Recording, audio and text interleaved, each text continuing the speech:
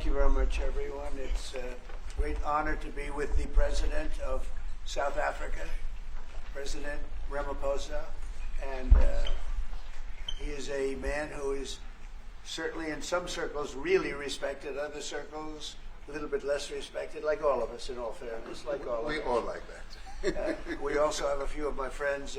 Ernie Els, a great golfer. He's a truly great golfer. Retief Goosen, who's an other really, we call him really a great golfer too, Ernie, right? You two guys are fantastic. And we could add Gary to the group, Gary Player. What a group of golfers South Africa's had. Yes.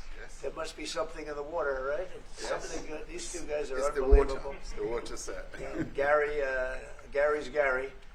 And David Frost, also another one that I Yes. know is such a great one. Indeed. Was he as good a putter as they say, David? He's a putter. He's a putting machine, right? But he's another one. So something very good about South African golf, and golf is still doing great in South Africa. And they have young players I hear coming up that are going to be very good. But it's an honor to have you here, and my friend, it's an honor to have you, one of the greatest businessmen in South Africa and long beyond. Thank you for being here. It's very great honor. Appreciate it.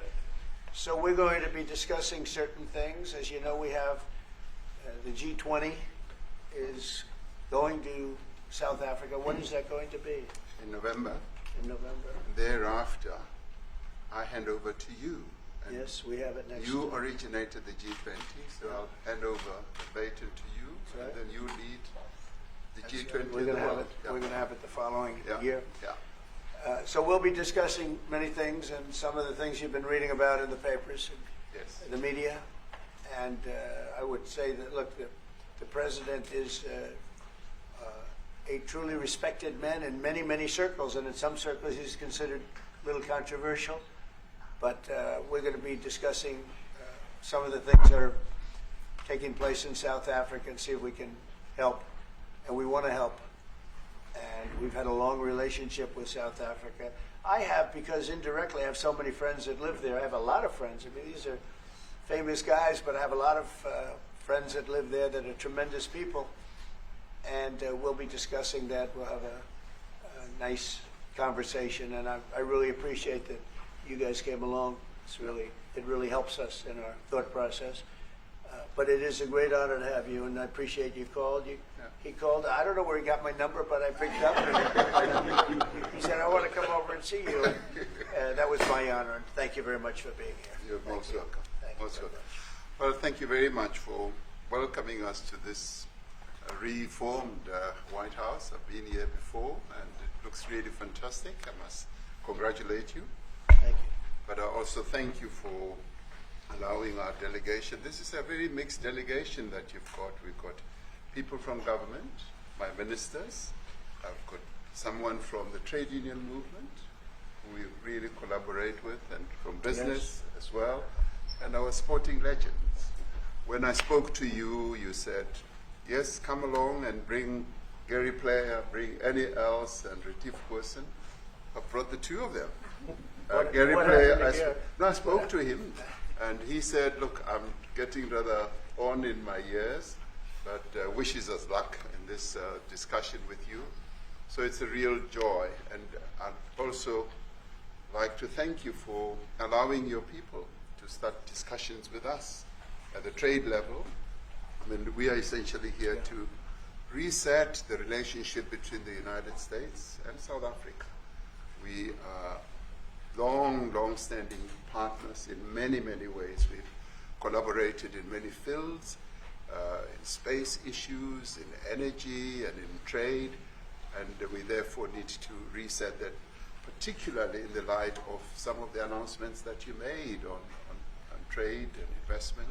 So we want to advance more trade between the two of us, two countries, and our people now have been empowered by yourself and by myself to start engaging, and we hope that we will be able to fuel that engagement during our talks. And we also want to discuss issues that have to do with how we promote further investments in both countries. We've got about 22 companies from South Africa that have invested in the US, thus creating a number of jobs. And similarly, you've got almost 600 companies that have invested in South Africa, and some of them have been in South Africa for more than 100 years. That's true. So our links are really long-lasting, and we would like to recalibrate those relations between our two countries and discuss a whole range of issues, geopolitical, the work that you're doing to bring peace around the world, in Ukraine and in the Middle East.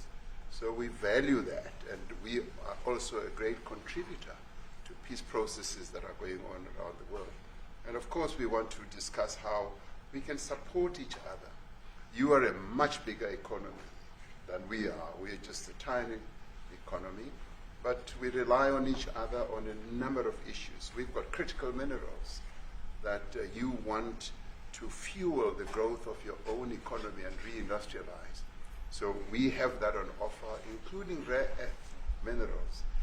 So all that combination of opportunity and the products that we buy from you, as well as what we sell to you, I believe makes up a really good and powerful relationship, which we need to strengthen, which we need to engender, and that is really what has brought us here. And we are really privileged to have, great South Africans in the mix. As you said, you'd like to see them as well. And I brought you a really fantastic golf book. It weighs 14 kilograms. Oh, that sounds good. And it showcases the golf courses in our country.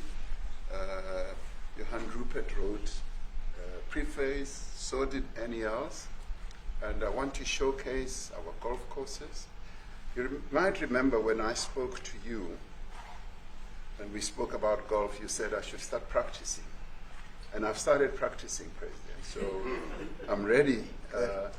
But let me end just the introductory remarks by thanking you. You may not recall that 5 years ago I spoke to you during the COVID period. Right. And it was at a time when the whole world was going through a really cathartic moment. Right. And we asked for assistance, and you were able to assist us with respirators.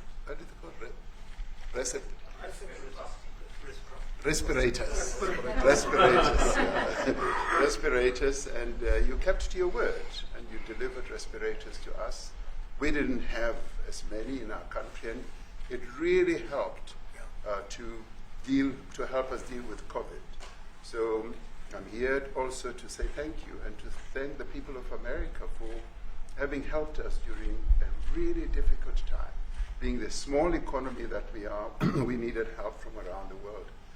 And you were there to provide that. So thank you very much. I remember the call. Yeah. We sent 150 respirators. We became the respirator king. We started making them. Nobody had them. We had very few of them. That's right. But they were very helpful. But we sent 150, and I appreciated the letter. You wrote me a letter. And that's right. Yeah. I appreciate that very much. Thank you very much for that. It really touched my heart after I spoke to you, and you delivered. It's a great honor. Thank you very much indeed. Yeah. Any questions, please? Mr. President, you welcome white Afrikaner refugees here. Can you explain to Americans why it's appropriate to welcome white Afrikaners here when other refugees like Afghans, Venezuelans, Haitians have all had their protective status revoked? Well, this is a group, NBC, that is truly fake news. They ask a lot of questions in a very pointed way. They're not questions, they're statements. We've had tremendous complaints about Africa, about other countries too, from people. They say there's a lot of bad things going on in Africa, and that's what we're going to be discussing today. When you say we don't take others, all you have to do is take a look at the southern border. We let 21 million people come through our border, totally unchecked, totally unvetted. They came from all over the world. In many cases, they're criminals. They come from prisons. They come from mental institutions. They come from street gangs. They're drug dealers. So don't say that we didn't take them. We take them. We're trying to get them out as fast as we can. And we're doing record business on that. And we just won a big case where we're allowed to send back hundreds of criminals to Venezuela. Just won that today in the Supreme Court. I'm happy to hear. But we do have a lot of people very concerned with regard to South Africa, and that's really the purpose of the meeting, and we'll see how that turns out. But we have many people that feel they're being persecuted, and they're coming to the United States. So we take from many locations if we feel there's persecution or genocide going on. And we had a lot of people. I must tell you, Mr. President, we have had a tremendous number of people, especially since they've seen this. Generally, they're white farmers, and they're fleeing South Africa, and it's a very sad thing to see. But I hope we can have an explanation of that, because I know you don't want that. It's a kind of a different meeting. Normally we have meetings, we talk about trade, and we'll be talking about trade and other things. But that certainly will be a subject that comes up. Yeah. Yes, please. Yeah, Brian? thank you very much. I'd like to get your thoughts on Letitia James. Director Polte, according to him, Letitia James says that the alleged mortgage fraud was simply a mistake. I want to get your thoughts on that. She put down that her father was her husband in order, and this is very similar to, I guess, the false attacks they had on you. Well, I don't know what it is currently, but Letitia James, who's the Attorney General of New York State, it seemed, I'm not involved in that at all. I know that it's being handled by various groups, I guess, but it's major fraud, mortgage documents, and fraudulent everything. Yeah, I think she said the father was her husband, which she had to have a husband, or so she chose her father, and she put it down, and she had didn't she sign in Virginia, yet she said she lived in Virginia, yet she's the New York State Attorney General, and she did that for tax reasons, so she could take advantage of taxes. And she had the wrong number of units. She had a much different number, which wouldn't have allowed her to qualify and scam the government. So I don't know. I think she's very bad for New York, but I really don't know too much about it, but I appreciate the question. Yes, sir. Thank you very much. Yes, Yes. Mr. President, what's the reason for you to be Go ahead. convinced that there's no genocide? Go ahead. Please. Thank you, Mr. President. So May 25th will be the celebration of Africa Day, which pretty much a lot of celebration will be taking place around the world, including here in the United States. What is your message to the entire African continent, African people, in this important occasion? Well, I want to see peace, and I want to see happiness. I want to see health, and you have incredible land. There's tremendous value. A lot of countries don't have that value in the land, the value you have. We have a situation, I think you probably heard about it. We've done, through some very talented people, helped settle a war that's been raging for years, Rwanda and the Congo. And I think we've done it. Believe it or not, I think we've done it. And could you just say a few words about that, my friend? Yes. A couple of weeks ago, the two parties signed a declaration of principles in which they've agreed on the way forward. And they have both submitted their draft peace agreements, and we have put together one that incorporates both of their suggestions, and we've given it to them. So we're in the process of finalizing Looking this. good, right? Looking very good. We have to thank you for even those efforts, because the African continent, particularly SADC, our Southern African Development Community, has for years been seeking to foster peace in the Democratic Republic of the Congo. So all efforts, including those from outside the continent and inside the continent, are really worthwhile. We are removing our troops from there so that peace can then prevail in that whole area. And we hope that with the support of the international community, we will really have peace in that area. It's so vital, it's so important for the whole region. Well, we sent our people there, and I think we did a very good job. I sat in by my friend, and that was great. That was great. I mean, I'm just hearing phenomenal reports, because all I'm hearing is death, and they're chopping heads off, and it's horrible over there.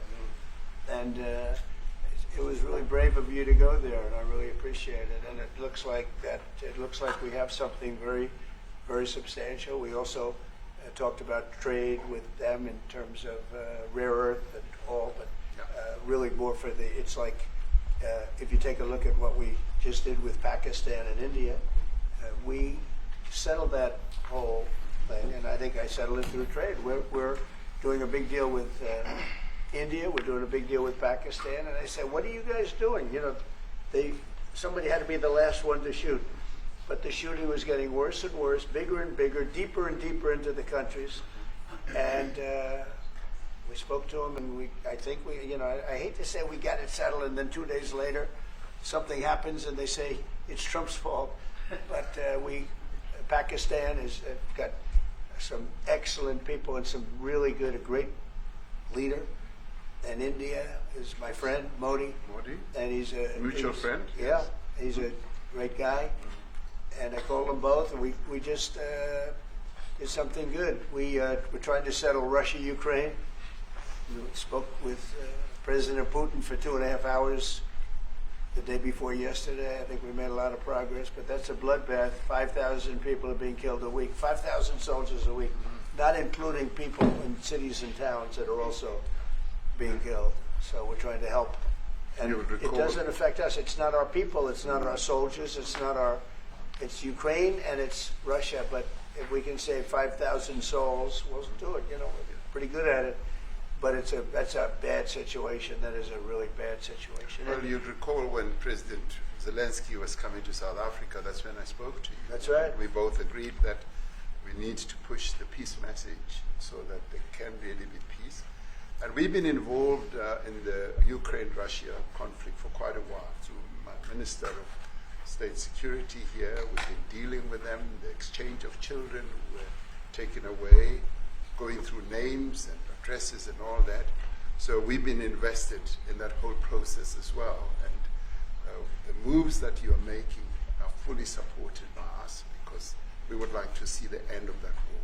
True. I called Zelensky, and they said, he's in South Africa. I said, what the hell is he doing in South Africa? He was talking to us. We got to speak. I said, that's a strange one. I said, what are you doing in South Africa? Yes. That's a strange one. He's trying to make peace. That's right. We're He's doing taking something. him. You know, we were lucky because we had the great Nelson Mandela who taught us how to create peace, to make peace. So we were imparting some of those lessons to him, some of those learnings. And I specifically mentioned to him that this is how Nelson Mandela taught us that when you want to have a peace in a country, do it on an unconditional basis and sit down and talk. And that's precisely what I'm sure he's going to heed. Well, we're going to see what happens with that one. It's there's a lot of hatred. Yeah. There's a lot of death. It's a bloodbath. It is. I get the Unfortunately. I get the satellite pictures of that field, of that killing field. Mm-hmm. You never saw anything like it in your life. It's horrible. It's a horrible thing that goes on, but I think we've made big progress. Sir, on the Yeah, please go ahead. Thank you, Mr. President. Gaza No, is no, another- not you. Is it me? Right here. He's He's from South Africa. Go ahead, please. What are you expecting on the ICJ case? Are you expecting South Africa to drop that? Is that what you're trying to On reason? which case? The ICJ case against Israel? Criminal Justice. International Criminal Court. I don't expect anything, to be honest. I really don't. I don't know. It's they've got cases, a lot of anger there, tremendous anger. I don't expect anything. We'll see what happens. We'll have a ruling, and who knows what the ruling is going to mean. Yeah. On that subject of Gaza, Mr. President, are you going to be speaking to Prime Minister Netanyahu about Israel's renewed offensive there? There's been a lot of concern from European countries. The Pope has expressed concern. Are you going to be asking Prime Minister Netanyahu to tone down the offensive in Gaza, to let more aid in? Was that a question or a statement? It's a question. This guy's, you never change. Mr. President, Go decide ahead, what will please. it take for you to be convinced that there's no white genocide in South Africa? Well, I can answer that for the President. It's for him. No, seriously. I'd rather have him answer. Sure, I'd rather answer. It will be. Our president will respond to you. Yeah, let me. Thank you, Mr. President. It will take President Trump listening to the voices of South Africans, some of whom are his good friends, like those who are here. When we have talks between us on around the quiet table, It will take President Trump to listen to them. I'm not going to be repeating what I've been saying. I would say if there was Afrikaner farmer genocide, I can bet you these three gentlemen would not be here, including my Minister of Agriculture.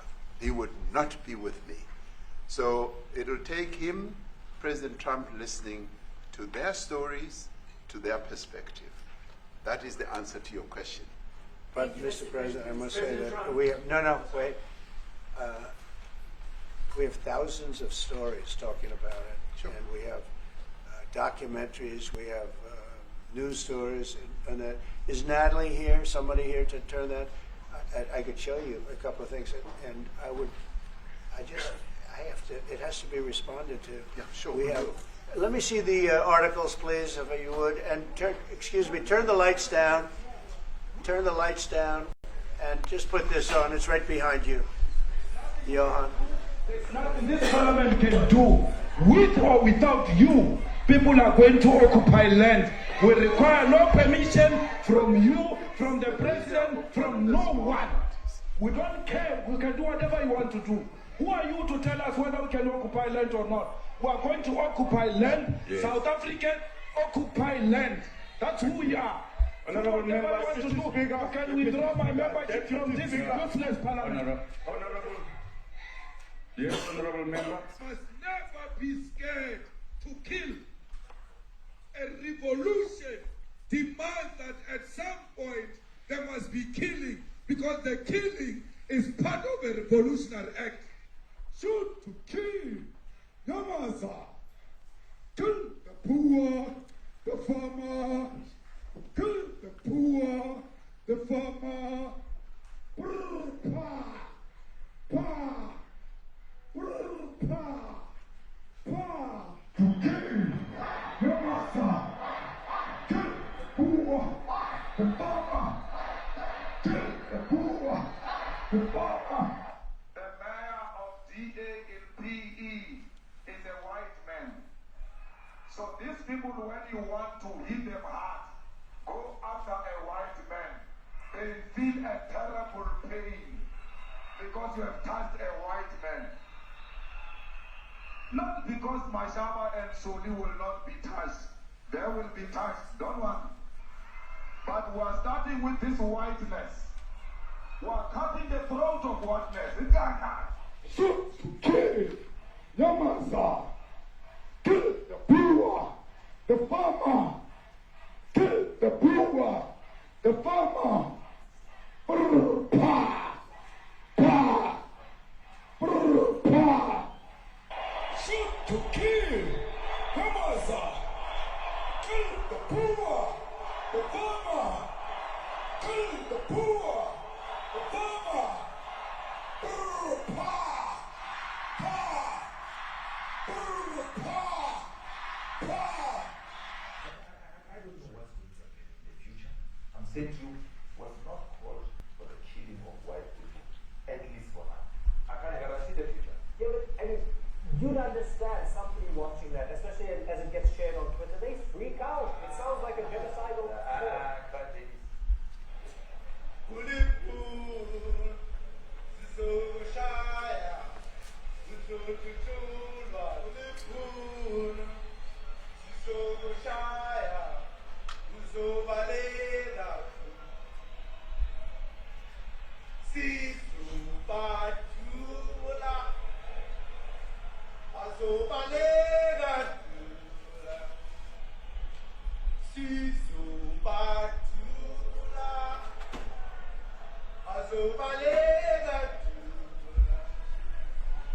Who will expropriate land without compensation, whether they like it or not. If they object, they can seek refuge in America. Now this is very bad. These are burial sites right here. Burial sites. Over 1,000 of white farmers, and those cars are lined up to pay love on a Sunday morning. Each one of those white things you see is a cross, and there's approximately 1,000 of them. They're all white farmers the family of white farmers. And those cars aren't driving. They're stopped there to pay respects to their family member who was killed. And it's a terrible sight. I've never seen anything like it. Both sides of the road, you have crosses.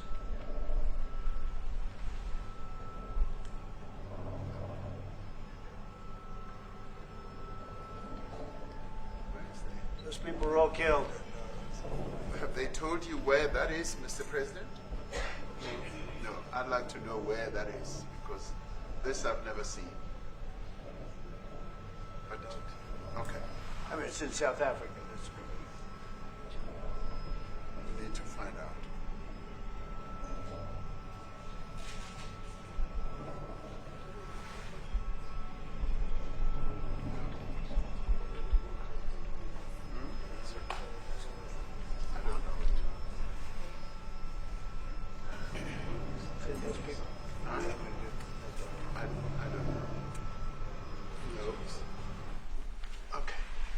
Mr. President, the Pentagon announced that it would be accepting a Qatari jet to be used as Air Force One. Perhaps What are you talking about? Can we have a South Africa question, please?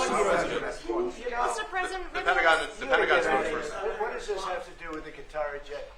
They're giving the United States Air Force a jet, okay? And it's a great thing. We're talking about a lot of other things. It's NBC trying to get off the subject of what you just saw. You are a real, you're a terrible reporter. Number one, you don't have what it takes to be a reporter. You're not smart enough. But for you to go into a subject about a jet that was given to the United States Air Force, which was a very nice thing, they also gave $5.1 trillion worth of investment in addition to the jet. Go back, you ought to go back to your studio at NBC, because Brian Roberts and the people that run that place, they ought to be investigated. They are so terrible the way you run that network, and you're a disgrace. No more questions for me. Go ahead. Go ahead, talk about that. Please, may we have a South Africa His name is question, Peter Mr. something. President He's Trump? a terrible If they're reporter. committing genocide, why invite them to the White House? Quiet. I'll be quiet. Quiet. Sure, that's my question now. Let's go. Thank you so much, President Trump. Annika Larson from ENCA in South Africa. Thank you very much Thank for you very hosting much. us. What would you like President Ramaphosa to do about the situation that we've just seen on the screen? I don't know. Look, these are articles over the last few days. Death of people. Death. Horrible death. Death. I don't know. But you know that there are Pick black anyone. people who are White dying South most. Africans are fleeing because of the violence and racist laws. And this is all. I mean, I'll give these to you. So when you say what would I like to do, I don't know what to do. Look at this. White South African couple say that they were attacked violently. President Trump, when will you go and see for yourself if it is? Well, I could do that. Look, here's burial sites all over the place. President Trump- These are all white farmers that are being buried. President Trump. And he asks about a jet that was given. My first question You is ought to about be Africa. ashamed. We're not interested in the You are so bad. You're such a bad reporter. If they're committing genocide, why invite them? So if they are committing genocide, why invite the South Africans to the White House? May I finish, please, President Trump? President This Trump, is may I one finish? after another. This family was wiped out. I'm just looking. Can we get a President response from President Ramaphosa, can you give us Ramaphosa, your please? reaction to those videos, Mr. President? President Trump, could you? Well, I could think you it's. address I think black the people videos are dying so. more than white No, people? no. When you look at the videos, I mean, how does it get worse? And these are people that are officials, and they're saying that kill the white farmer and take their land. That's what it is. And I have other friends in South Africa. I have people that left. One in particular that says you can't go there. He said they want to take your land. They take your land and they kill you. It's okay, and they say it's okay to do. Now we're going to talk about it. We're going to. But this is a tremendous look. This is story recent. These are all people that recently got killed. Yeah. And I don't know how it can get any worse. These are all President and you know, the men that you saw, the people that you saw in that movie, those are officials. Those are people that were in office. They had one march. They had a dance in your parliament, whatever you may call it, legislature. But let and me it was clarify that. terrible. Yeah. Let me clarify that, because what you saw, the speeches that were being made, One, that is not government policy. We have a multi-party democracy in South Africa that allows people to express themselves, political